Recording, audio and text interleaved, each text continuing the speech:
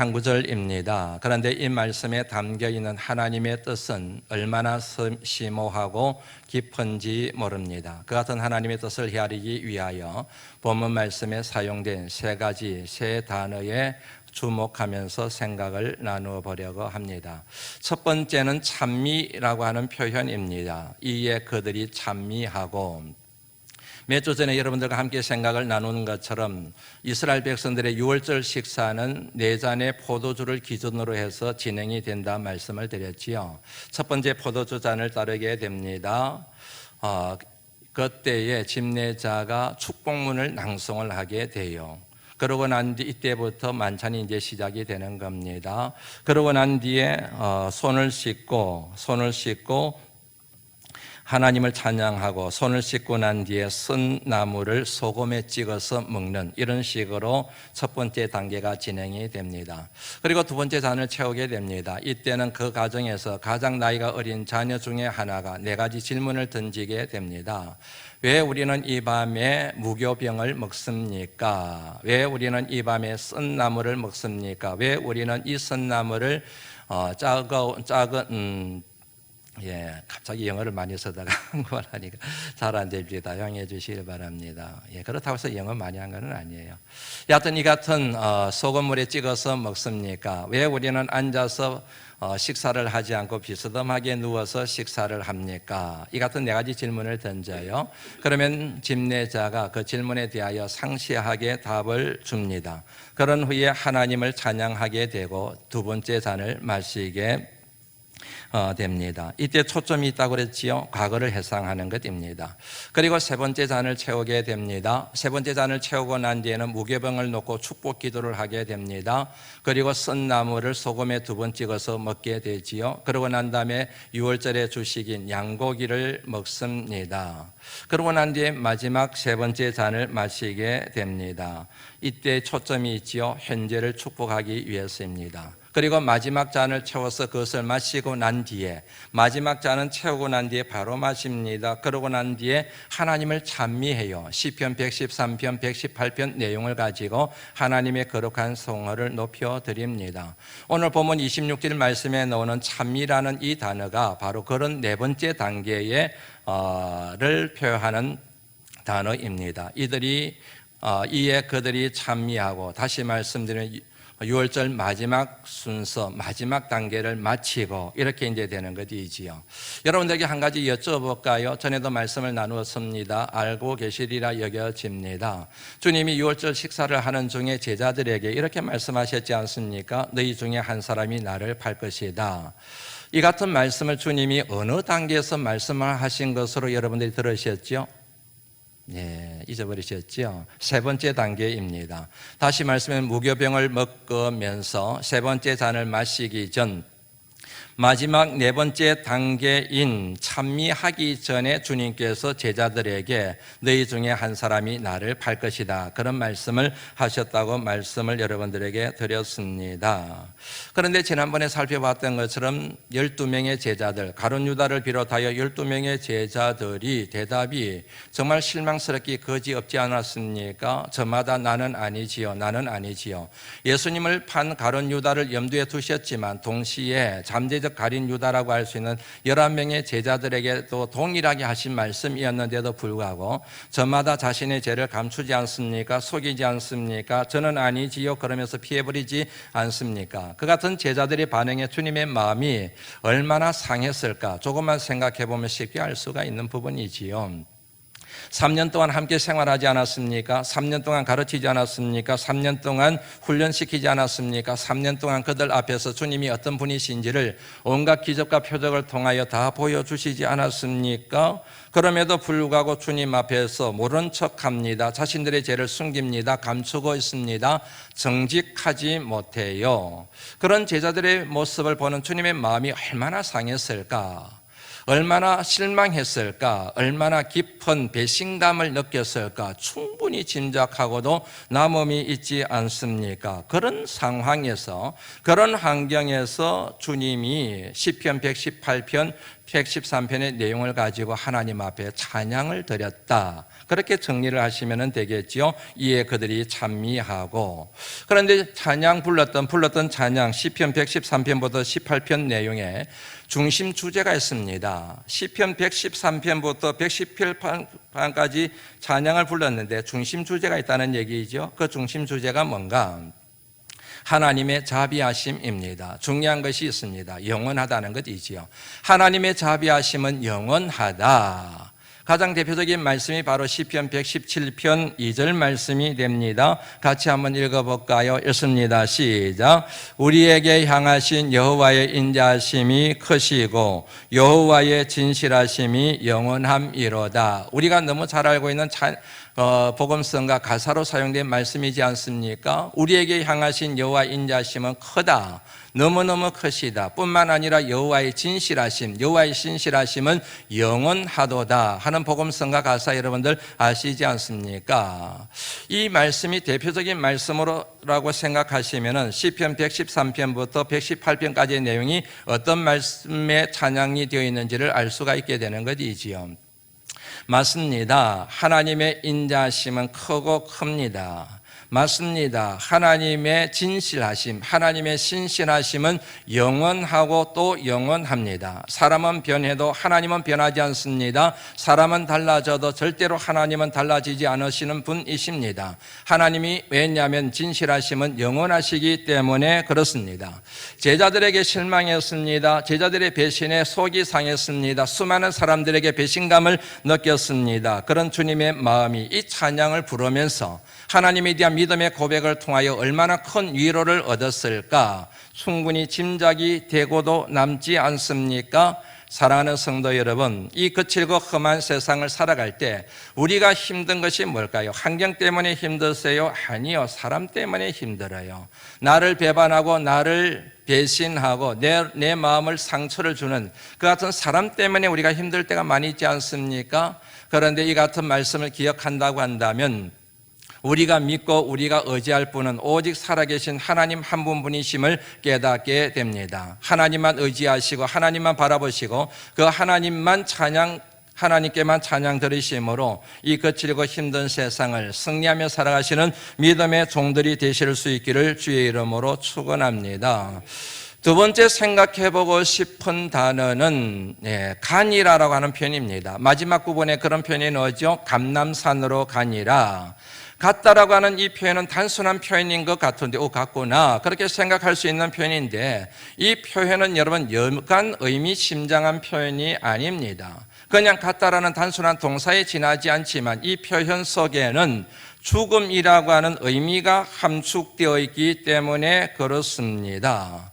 이스라엘 백성들에게는 유월절 식사를 마치고 난 뒤에는 밤에 집 밖으로 나가는 것이 금지되어 있었습니다. 다시 말씀드리면 첫 잔, 둘째 잔, 셋째 잔, 넷째 잔을 마시고 난 뒤에 하나님을 참여하지 않습니까? 그러고 난 뒤에는 집안에 가만히 있어야 된다는 얘기예요. 집 밖으로 나가면 안 됩니다. 그것이 금지되어져 있었다는 얘기입니다. 이유가 있습니다. 왜 그런가? 집 밖으로 나가는 것은 곧 죽음을 맞이한다고 생각했기 때문에 그렇습니다.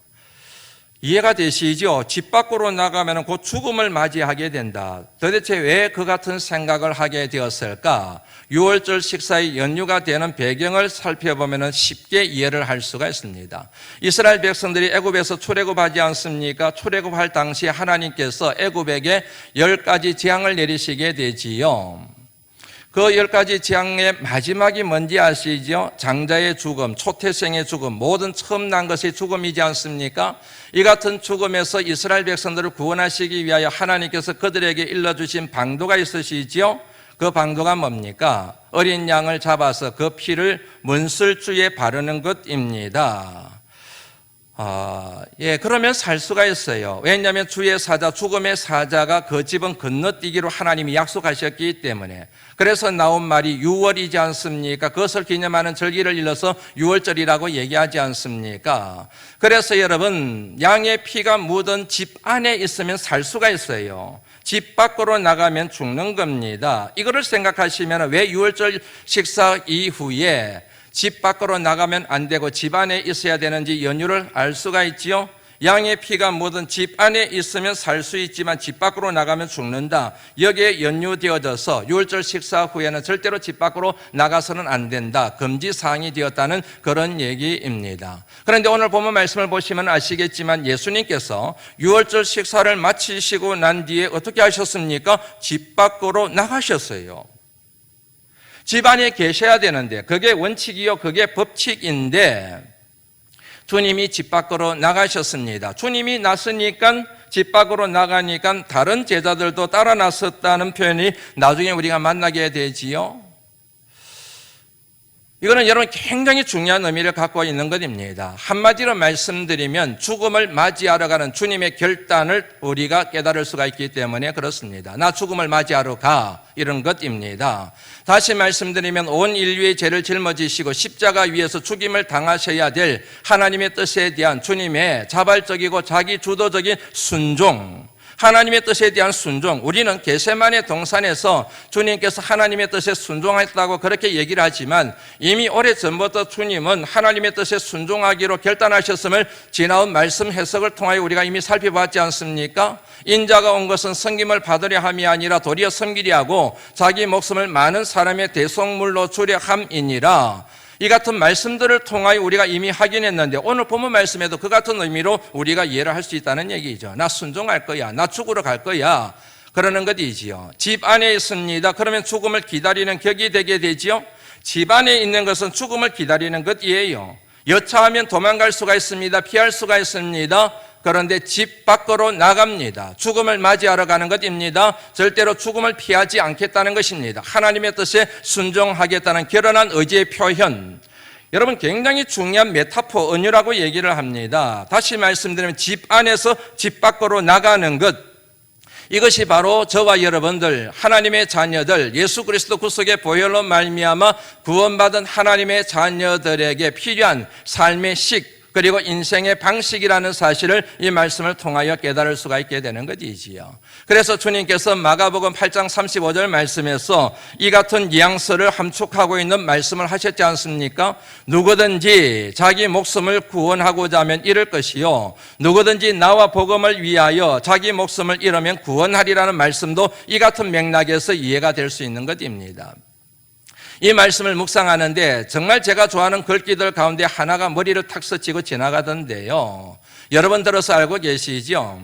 환경은 내가 선택할 수 없지만 태도는 내가 선택할 수 있다. 정말 제가 좋아하는 말입니다. 살아가면서 먹게 하면서 이 말이 정말 여러분 얼마나 중요한 지혜로 작용할 때가 많은지 몰라요. 환경은 내가 선택할 수가 없어요. 그러나 그 환경을 어떻게 대응할지, 반응할지, 리스판딩할지는 내가 얼마든지 선택할 수 있잖아요. 살아가면서 여러분들이 선택한 환경이 과연 몇이나 됩니까?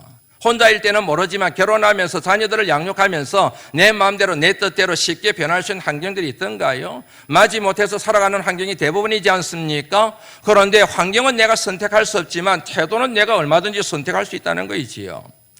참 다행스러운 게 뭔지 아세요, 여러분? 결과는 내가 직면하고 있는 환경에 따라 결정되는 것이 아니라 내가 선택하는 태도에 따라서 결과가 달라진다고 하는 것. 이것이 저와 여러분들에게 희망이라고 하는 사실을 경험하신 분들은 아시게 될 겁니다. 사방으로 오기삼을 당했습니다. 그럼에도 불구하고 죽을 각오를 해요. 죽을 각오를 하고 살려고 발버둥 칩니다. 그러면 살 길이 열리는 거잖아요. 아무리 환경이 죽을 환경이라고 하더라도 죽을 각오를 하고 덤벼드는데 어떻게 여러분 살 길이 열리지 않을 수가 있겠습니까? 나 죽을 거야, 죽을 각오하고 할 거야, 그렇게 여러분 태도를 선택했는데, 그는 여러분 신앙생활도 마찬가지입니다. 억지로 마지 못해서 신앙생활합니다. 끌려가면서 신앙생활합니다. 봉사합니다. 그러면 여러분 정말 힘들어요. 그런데 죽을 각오를 하고 신앙생활하는 거이지요. 죽을 각오를 하고 하나님 가까이 하는 거이지요. 죽을 각오를 하고 하나님 말씀을 읽고 묵상하는 것이지요. 죽을 각오를 하고 하나님 앞에 나와서 기도하는 것이지요. 그러면 살 길이 열리게 되는 것 믿으시기를 주의 이름으로 축원합니다. 우리에게는 이 같은 죽을 각오가 없는 거예요. 집안에 들어박혀가지고 꿍꿍 앓으면서 그러다 보니까 우울증에 걸리는 거 있지 않겠습니까? 집 문을 팍 박차고 튀어나와야 되는데 나 죽을 각오하고 할 거야, 이렇게 돼야 되는데, 그런데 집안에 가만히 웅크리고 있고 온갖 잡념에 사로잡혀서 이 선이 마음이 우울하고 생각이 우울하고 감정이 우울하고 살맛이 안 나게 되고 팍 죽어버릴까 하는 생각이 드는 거이지 않겠습니까? 집 문을 뚫고 나와야 되는데 다시 한번 정리해 드립니다. 환경은 내가 선택할 수 없지만 태도는 내가 선택할 수 있는 거예요. 결과는 환경에 달려 있는 것이 아니라 내가 선택하는 태도에 달려 있는 것입니다. 그러므로 죽고 사는 문제는 내가 결정하는 거예요, 여러분. 목사 안수 받은 지 꽤 오래된 것 같습니다. 목사 안수 받은 지 꽤 오래된 것 같아요. 계산을 해보니까 한 27년이 된 것 같아요, 여러분. 제가 30살에 목사 안수 받았거든요. 그러니까 원래 57이니까 27년 맞지요. 목사 안수 받고 난 그 주일에 청년들이 저를 축하를 해줬어요. 제가 인사하는 차례가 되었거든요. 나가가지고 이렇게 막 인사했던 걸로 제가 생생하게 기억을 합니다. 여러분, 이제 저 죽었습니다. 이제 빼도 박도 못합니다. 목사가 되었으니 어떻게 도망갈 수 있겠습니까? 빼도 박도 못합니다. 십자가의 길을 걸어가야 됩니다. 죽음의 길을 걸어가야 됩니다. 너무 힘듭니다. 너무 벅찹니다. 감당을 할 수 없을 것 같습니다. 여러분, 저를 위해서 많이 기도해 주세요. 막 그렇게 얘기를 했지요. 마치 장송국 같은 장례식장에서나 해당되는 그런 얘기들을 막 제가 늘어놨던 거예요. 철이 없었던 거이지요. 그런데 그 자리에 그 당시 그 교회를 담임하고 계시던 김동원 목사님이 계셨거든요.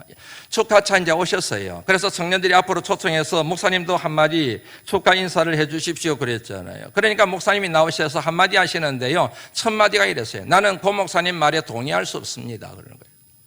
나는 고 목사님 말에 동의할 수 없습니다. 목사가 된 것은 정말 축복받은 일입니다. 여러저런 얘기를 하시고 난 다음에 마지막으로 하신 말씀이 고 목사님 목회를 즐기세요. 그 말을 듣는데 여러분 얼마나 제가 부끄러웠는지 모릅니다. 아직까지 나는 정말 멀었구나. 제도에 의해서 순서에 의해서 목사 안수를 받긴 했지만 속이 익지를 못했구나. 저번처럼 언제 나는 이건 목사가 될 수 있을까 하는 이런 생각이 들어가지고 여러분 얼마나 제가 괴로운 시간을 보냈는지 모릅니다. 같은 목회의 길을 걸어가는데 그분은 목회를 축복이라고 생각하고 저는 목회를 죽었다고 생각하고 있으니 이게 여러분 출발이 전혀 다른 거예요. 그래서 제가 엄청나게 충격을 받고 그때부터 저 자신과 실험하기 시작했죠. 맞아, 목회는 축복받은 거야. 이것을 정말 기뻐하고 즐거워하고 감사하면서 즐기면서 내가 목회를 해야지. 그 마음을 가지고 지금까지 목회하려고 애를 쓰고 있거든요. 그래서 여러분 저는 참 기뻐요. 그런 일은 없겠지만 다시 태어나도 저는 목회의 길을 걸을 겁니다. 아들 셋이 있습니다. 아들 셋 다 자기들의 꿈이 있습니다. 그런데 제 마음은 모두 다 아들 셋 다 목사가 되었으면 좋겠어요. 힘들어요. 어려워요. 그럼에도 불구하고 목회만큼 가치 있고 의미 있고 짧은 인생을 살아가는데 내 인생을 행복하게 만드는 것도 없다고 생각하기 때문에 그렇다는 얘기입니다.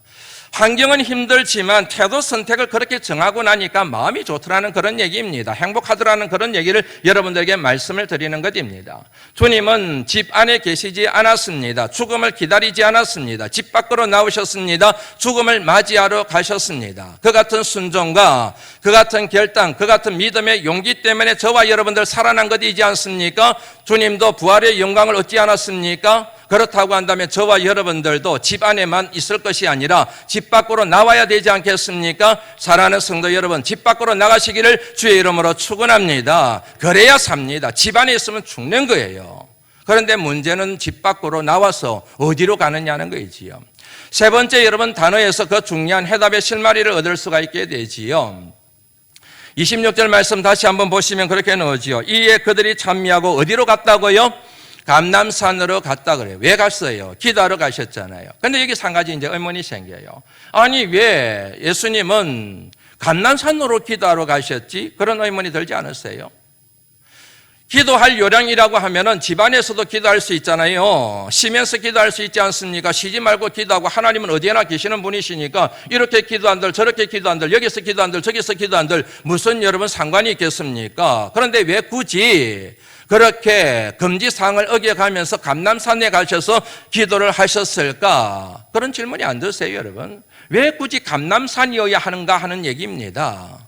이 같은 질문에 대한 해답의 실마리를 제공하고 있는 말씀이 누가복음 22장 39절 말씀이지요. 같이 한번 읽어봅니다. 누가복음 22장 39절 말씀입니다. 읽습니다. 시작.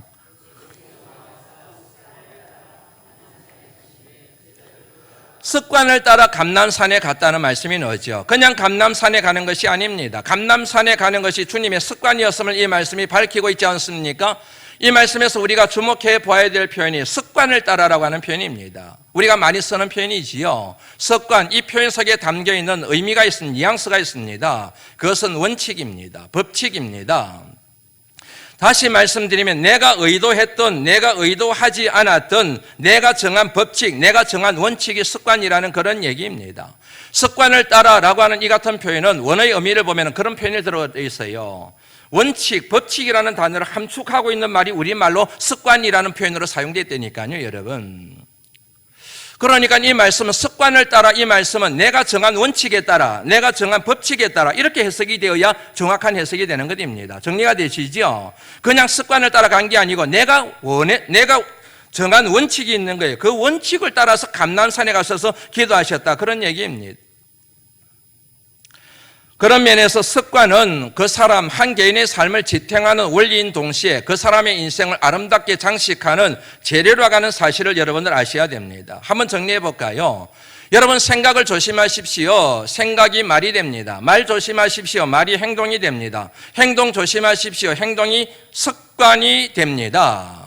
습관을 조심하십시오. 습관이 당신의 인격을 형성합니다. 인격을 조심하십시오. 그 인격이 당신의 인생이 되고 일생이 됩니다. 여기에 뭐가 나와요? 습관이 나오잖아요, 습관. 습관의 뿌리가 뭡니까? 생각이잖아요. 이런 생각을 하게 되면 이런 습관이 생기는 거예요. 저런 생각을 하게 되면 저런 습관이 생기는 것입니다. 좋은 생각을 하게 되면 좋은 말을 하게 되고, 좋은 말이 좋은 행동으로 이어지게 되고, 그 좋은 행동이 쌓이고 쌓이면서 좋은 습관이 되는 거잖아요. 나쁜 생각을 하게 되면 나쁜 말이 나오게 되고, 나쁜 말이 모이게 되면 나쁜 행동이 되게 되고, 나쁜 언행이 모이게 되면 그것이 그 사람의 인생을 결정하는 나쁜 뭐냐면 습관이 된다는 거 있지 않습니까? 다시 한번 보여주시겠습니까? 습관의 열매가 뭐입니까? 인격이잖아요. 좋은 습관을 가진 사람이 좋은 인격의 사람이 된다는 거 누구나 알 수 있잖아요. 왜 나쁜 인격의 사람이 될까요? 습관이 나빴기 때문에 그런 것입니다.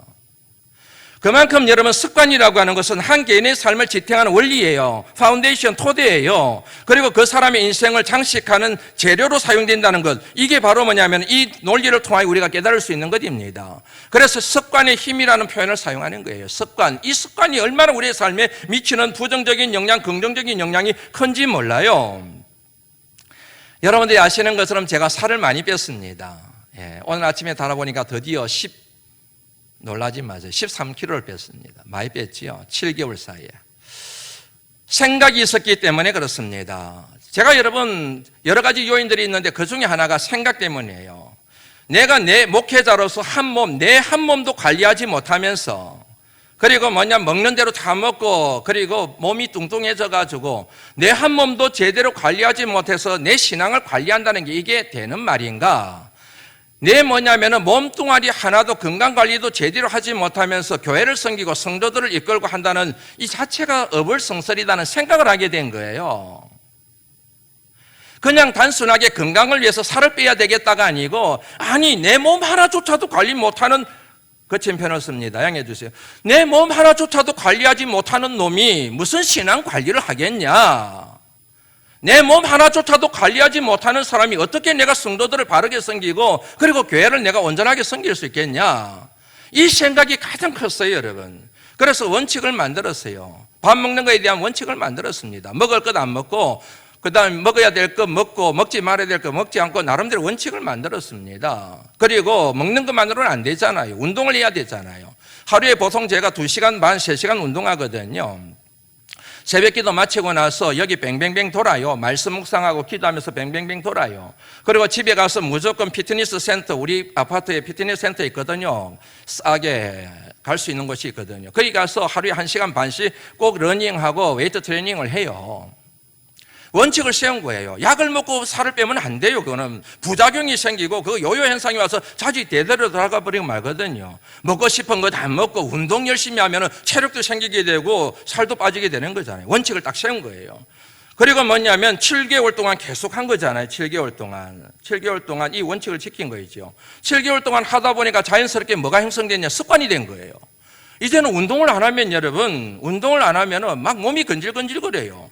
뭐가 이렇게 몸에 부딪히는 음식을 먹지 않습니까? 그러면 막 운동을 해야만 직성이 풀리는 거예요. 좋은 습관이 형성된 거지요. 부러우시죠? 미국에 갔습니다. 그곳에 제 아이들이 살고 있는 커뮤니티가 있는데 거기에 피트니스 센터가 있어요. 그곳에 가서 또 열심히 운동을 했어요. 그러니까 우리 큰아들이 여기 와서도 이 운동하냐고. 운동 안 하면 배길 수가 없으니까. 그게 좋은 습관이 딱 몸에 익은 거지요. 그러니까 미국에 있다가 오니까 2kg가 더 빠져 있는 거예요. 고생해서 2kg가 빠진 게 아니고 그곳에서도 계속 운동을 했기 때문에 2kg가 빠진 거이지요. 이제 이 습관을 계속해서 유지하고 지키기만 하면은 체력도 좋아지게 되고 날씬한 몸에 무슨 옷을 입어도 본때가 나는 이제 그런 모습을 되는 거지요. 이해가 되시죠, 여러분? 생각이 습관을 결정해요. 그 습관이 인격과 인생과 일정을 결정한다는 얘기입니다. 오늘 말씀을 한번 돌아가 볼까요? 습관을 따라 감람산에 가셨어요. 그냥 감람산에 간 게 아닙니다. 그냥 기도하러 가신 것이 아닙니다. 습관을 따라, 다시 말씀드리면 감람산에 가서 기도하는 것이 주님이 정하신 원칙이요 법칙이었다는 그런 얘기예요. 시간 날 때 가고 형편이 안 되면 여기 가서 기도하고 저기 가서 기도하고 잠자리에서 기도하고 시간이 되면 형편이 되면 교회 와서 기도하고 이게 아니라는 거예요. 딱 감람산 무조건 감람산 가서 내가 기도한다. 시간을 내서 기도한다. 그렇게 예수님이 정하시고 그렇게 감람산, 그러니까 여러분 겟세마네 동산, 나중에도 말씀드리겠지만 겟세마네 동산이 어디에 있습니까? 감람산에 있거든요. 감람산하고 여러분 겟세마네 동산이 다른 게 아니고 감람원이라고 하는 그 동산에 겟세마네 동산이라고 하는 곳이 있다니까요, 여러분. 한번 재미있는 말씀 한번 볼까요? 누가복음 21장 37절 말씀 한번 읽어보시겠습니다. 읽습니다. 시작. 밤에는 나가 감람원이라 하는 산에서 쉬시니, 재밌잖아요, 여러분. 하루 종일 사역하시고 난 다음에 밤에는 어디로 가셨습니까? 감람원. 다른 곳에 간 것이 아니라 이곳저곳에 간 것이 아니라 감람원에 가셔서 쉬십니다. 쉼이 곧 기도요, 기도가 곧 쉼이었다는 사실을 알 수가 있죠. 한 번 더 의미 있는 말씀을 읽어볼까요? 사도행전 1장 12절 말씀입니다. 읽습니다. 시작. 산으로부터 예루살렘에 돌아오니 아멘. 여기까지 읽지요. 감람원이라는 곳으로부터 예루살렘으로 왔습니다. 이 감람원이 어디입니까? 예수님께서 성천하신 곳이에요. 예수님이 어디에서 성천하셨느냐? 모든 사역 공생애를 마무리하시고 부활하신 주님이 성천하신 곳이 바로 감람산이었다니까요, 여러분. 이 말씀을 묵상하면서 오늘 우리 시대의 모든 문화와 삶을 이해하고 해석하는 키워드 중에 하나인 플랫폼이라는 단어가 생각이 났습니다. 플랫폼은 쉽게 말씀드리면 기차역을 얘기하는 거예요. 1차적인 의미입니다. 플랫폼이잖아요. 기차역. 특별히 뭐냐면은 기차를 쉽게 타고 오르내릴 수 있도록 평평하게 만들어 놓은 것, 그것을 플랫폼이라고 얘기를 하지 않습니까? 그런데 지금은 이 단어가 시장이라는 단어로 사용되고 있습니다. 수요자와 공급자, 그리고 판매자와 구매자가 서로 만나서 물건을 사고 판매하는 매개체, 이 같은 매개체를 통하여 새로운 가치를 창출하는 곳, 이런 의미로 사용되고 있는 단어가 바로 플랫폼입니다. 저는 이 표현이 참 좋습니다. 수요자와 그리고 공급자가 만난다. 그리고 판매자와 그리고 구매자가 만난다. 그리하여 이 매개체를 통하여 새로운 가치를 창출한다. 새로운 가치를 창출하는 곳이 바로 플랫폼이다. 저는 이 표현이 너무 좋습니다. 저와 여러분의 신앙의 여정 가운데도 반드시 이 같은 새로운 가치를 창출할 수 있는 플랫폼이 필요합니다. 저와 여러분들은 수요자입니다. 다시 말씀드리면 하나님이 공급하시는 것, 그것이 없이는 절대로 살아갈 수 없는 사람들입니다. 우리는 수요자이고 우리에게 필요한 모든 것들을 다 공급해 주시는 공급자는 바로 하나님이십니다. 수요자인 인간과 우리와 공급하시는 하나님이 만나는 현장, 그것을 일러서 신앙의 플랫폼이라고 얘기를 할 수가 있다는 얘기입니다. 오늘 본문의 말씀에 나오는 감람산이 바로 주님의 공생의 사역의 플랫폼이라고 얘기할 수가 있습니다. 시간을 내어서 감람산으로 갑니다. 그곳에 가는 것을 원칙으로 삼고 있습니다. 왜냐하면 그것이 바로 주님이 생각하시는 플랫폼이었기 때문에 그렇습니다. 그곳에 가서 기도합니다. 기도하는 것을 통하여 힘을 얻습니다. 기도하는 것을 통하여 새 힘을 공급받습니다. 기도를 통하여 하나님의 뜻을 구합니다. 그리고 기도를 통하여 하나님의 뜻에 순종하기로 결단하게 됩니다. 결국에는 하나님의 뜻을 완성하고 난 뒤에 그 신앙의 플랫폼인 감람산에서 하나님 나라로 승천하시게 되었다, 그런 얘기이지 않습니까? 전에 섬기던 교회 한 권사님 얘기를 여러분들에게 다시 한번 소개해드리고 싶습니다. 권사님이 계세요. 이 권사님이 지금은 장로님이 되셨습니다. 이 권사님은 새벽기도의 용사이십니다. 새벽 기도를 1년 360일 거의 빠지질 않습니다. 특별한 일이 없이는 절대로 빠지지 않는 분입니다. 그런 분들은 교회마다 많이 있지요. 그런데 이분에게는 특이한 점이 하나 있습니다. 다른 분들에게서는 찾아보기 힘든 특이한 점이 하나 있는데 그게 뭐냐면 새벽 기도를 오시기 전에 반드시 목욕을 하고 오신다는 거예요. 목욕을 하고 오시고 주일에 입는 것처럼 자기가 가지고 있는 옷 중에서 제일 좋은 옷을 입고 새벽 기도를 꼭 오세요. 왜냐하면 그 권사님의 꿈이 있기 때문에 그렇습니다. 그 꿈이 뭐냐면 마지막 순간 새벽 기도를 드리다가 하나님 품에 안기는 것이 이 권사님의 꿈이에요. 마지막 꿈이에요. 병원에서 요양병원에서 어디 사고를 만나서 돌아가시는 것이 아니라 새벽 제단에 나와서 하나님 앞에 새벽 기도를 드리시다가 하나님 품에 안기시는 것, 그것이 그분의 마지막 꿈이라니까요. 그런데 새벽 기도를 드리시다가 하나님 품에 안기셨는데 사람들이 자기가 남긴 육신의 몰골을 보고 옷차림을 보고 시험에 들면 안 되잖아요. 그러니까 목욕을 하시고 제일 좋은 옷을 입고 그렇게 새벽에 나오셔서 기도를 하시는 거예요. 그 권사님에게, 그 장로님에게는 새벽 기도회가 신앙의 플랫폼인 거예요. 그렇기 때문에 얼마나 영이 맑은지 몰라요. 얼마나 순수한지 몰라요. 얼마나 그 영이 깨끗하고 맑은지 몰라요. 제가 증인이 될 수가 있어요, 여러분. 여러분들에게 묻습니다. 여러분에게 신앙의 플랫폼이 있으신지요? 여러분에게 감람산이 있으신지요? 우리에게 모든 것을 공급하시는 하나님을 만나는 내가 하나님 앞에 약속한 감람산이 하나님과 교제하는 기도의 자리가 여러분들에게 있으시냐니까요. 왜 인생에 힘이 들어요? 왜 자꾸만 원망불평이 나와요? 왜 자꾸만 인생이 저주스러워요? 왜 자꾸만 쉽게 무너지게 되고 쉽게 좌절하고 왜 쉽게 절망하게 돼요?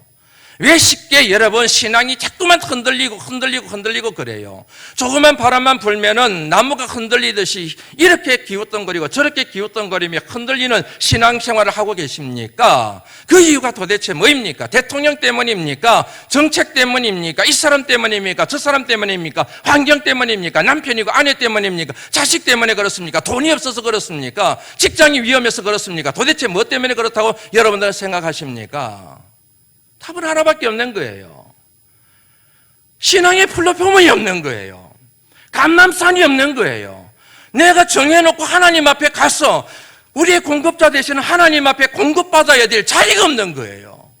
그러니까 내 힘으로 살게 되고 내 의지로 살게 되고 내 능력으로 살려야 되니까 불완전하고 무능한 우리의 힘으로 살지 못하고 넘어지게 되고 쓰러지게 되고 자빠지게 되고 상처받게 되고 고통 가운데 살아가게 되는 거이지 않습니까?